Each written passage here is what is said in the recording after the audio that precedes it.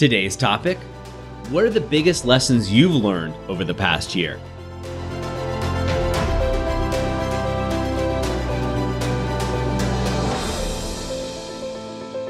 Hi, I'm Doug Holt, with author of Your Own Story, and this is your Daily Growth Hack, where each day we give you a tip, trick, or insight to help you up-level what we call the 5 to Thrive. There's your mind, your body, your soul, your relationships, and of course, your business. Well, here we are. We're less than 10 days as I record this away from my birthday. And during this time, it's a great time for reflection, kind of like the beginning of the year.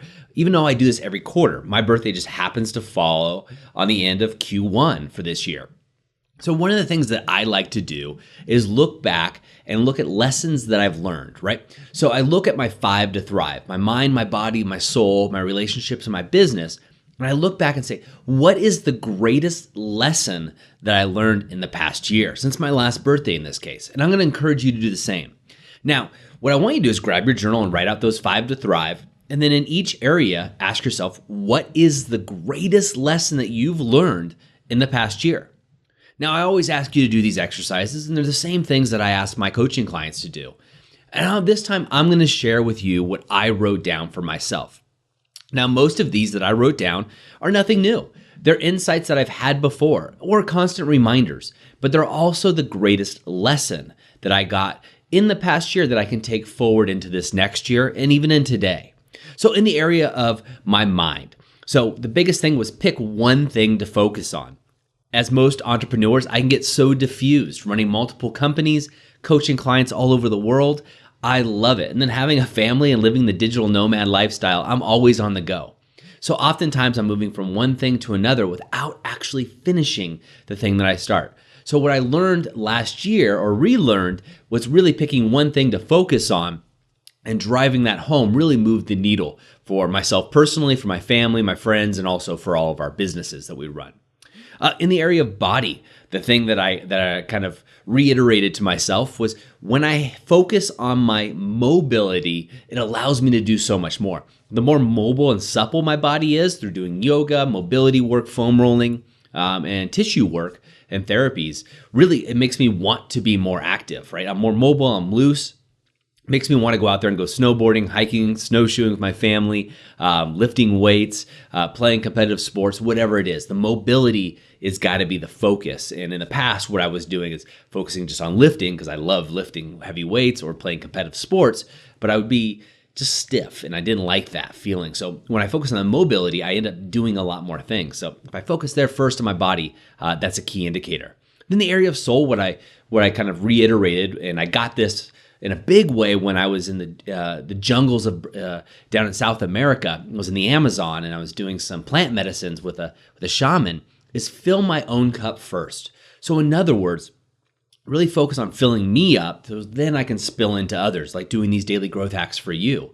You know, oftentimes as parents, spouses, and especially as leaders in our community, we often are always trying to help other people. It's a common thing I see within my clients, right? A lot of my clients are very, very goal-oriented and very driven, and they're always trying to give back and help others. And I find myself doing the same thing. And in the past, what I would do is actually help other people before myself. I put my needs last. And then I would just be depleted. I'd get sick, I'd be tired, and then I'd be grumpy. All right. And nobody wants to be around a grumpy person. I'd be like, oh, I'll just do it. Leave me alone so I can just put my head down and get all this work done for you to have fun. It doesn't work. So filling my own cup first is something I'm coming back to. Now, in the area of relationships, another thing that I've learned many times, but still the biggest lesson from last year, is there's a big difference between quantity time and quality time. And this has really come to the forefront now that I have a son who's 10 months old. So that quality time with my wife is extremely important, way more than quantity time sitting on the couch watching TV or something. And the same thing with my son, that quality time with him.